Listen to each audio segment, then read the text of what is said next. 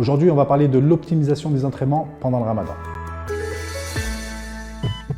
Salam alaikum, Sami Wish, préparateur physique et coach MMA. Y a-t-il des bons moments préférables pour les entraînements? À mon sens, il y a deux entraînements qui vont être différents, mais les deux sont intéressants. Avant le ftor, forcément, vous êtes déshydraté, vous n'avez pas mangé, donc forcément, vous allez être fatigué. Certains ne vont pas pouvoir faire du sport, certains vont vouloir faire du sport. Peut-être par contrainte ou peut-être aussi par motivation. Alors forcément, il va falloir adapter cet entraînement. À mon sens, avant le ftor, il va falloir faire des choses qui sont à moyenne intensité. Donc petit footing, 30 minutes, 40 minutes, pas haute intensité, ou peut-être petit shadow, un petit peu de sac pour les boxeurs, des révisions techniques pour le footballeur, le tennisman, etc., etc. On peut aussi y apporter de la mobilité. Ça peut être de la mobilité style comme on va faire en crossfit, en haltérophilie, ou comme on peut faire aussi en yoga. Vous pouvez aller faire du yoga ou ce qui est à la mode en ce moment, le pilate.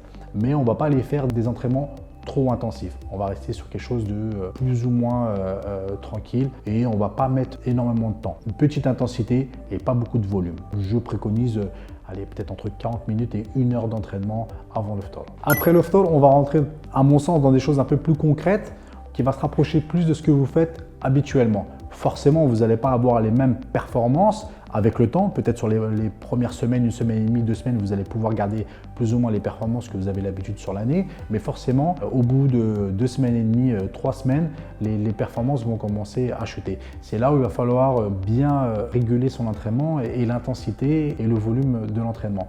Donc après le ftor, on va pouvoir faire un entraînement traditionnel, mais on va juste diminuer le temps. Sur la force, on va peut-être pouvoir mettre un peu moins de force parce que ça va être compliqué, forcément. Comme je vous ai dit, les premières semaines, vous allez pouvoir garder vos performances, mais ensuite, elles vont diminuer. Donc, vous gardez vos entraînements normaux, 40 minutes, pareil, 45 minutes, 1 heure, peut-être 1 heure et demie si vous voulez faire de la technique encore à la fin, et voilà.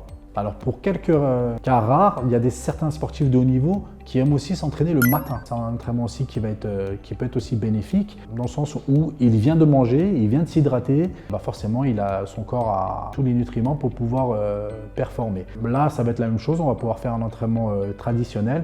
On ne va pas trop pousser dans le cardio pour ne pas perdre trop d'eau, à savoir qu'il y a beaucoup de gens des sportifs de haut niveau qui le font, qui s'entraînent le matin pendant le ramadan. Alors sur ces 3 points, comme je l'ai dit, ça dépend des personnes.